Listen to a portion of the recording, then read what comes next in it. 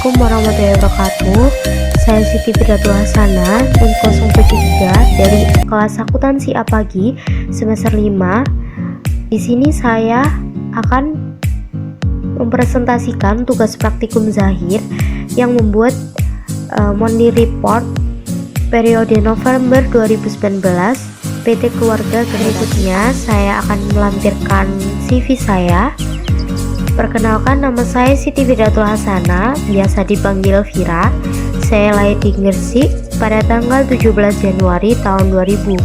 Agama saya Islam dan saya merupakan seorang yang mandiri, giat, disiplin, dan bertanggung jawab. Visi dan misi saya untuk 1 atau 2 tahun ke depan adalah visi saya menjadi pribadi yang bermanfaat bagi orang lain dan terus menjadi pribadi yang lebih baik lagi, sukses dunia akhirat.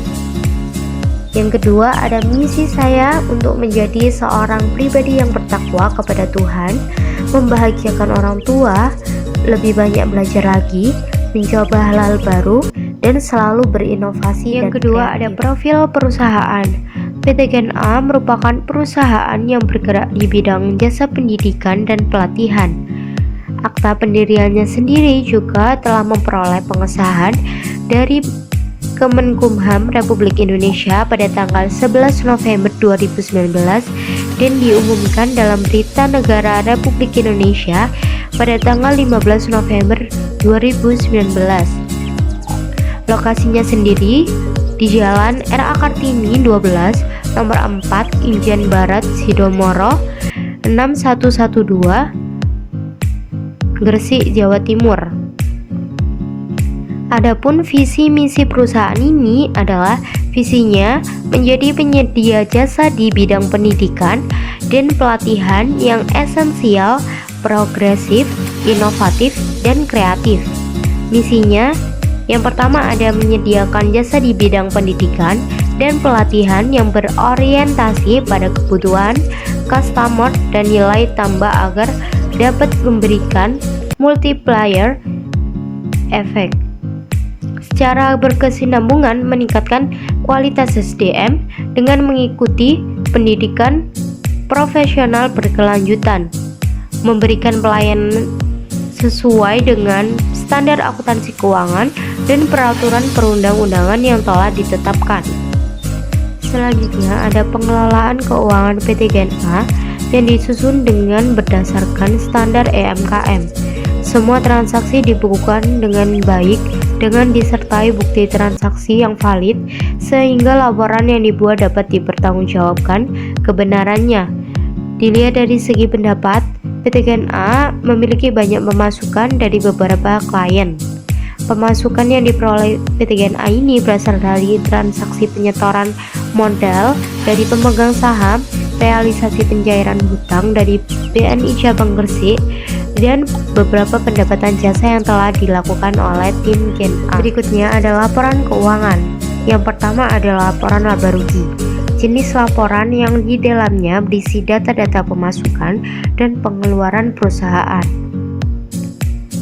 Laba atau rugi bersih pada PT GNA ini berjumlah 33.452.917. Selanjutnya ada laporan perubahan ekuitas.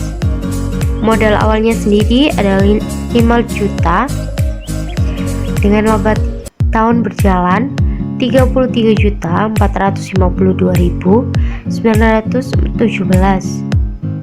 Ini ditambah menjadi modal akhir 38.452.917.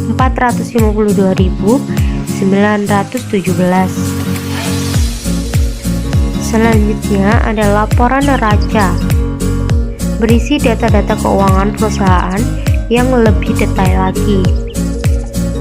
Di laporan neraca ini total aset sama total kewajibannya balance ya berjumlah 403.760.000.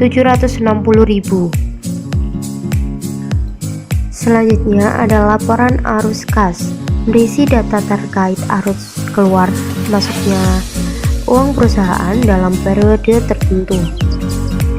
Di sini total keluar atau masuk kasnya itu berjumlah 64.860.000 dan saldo akhirnya juga sama.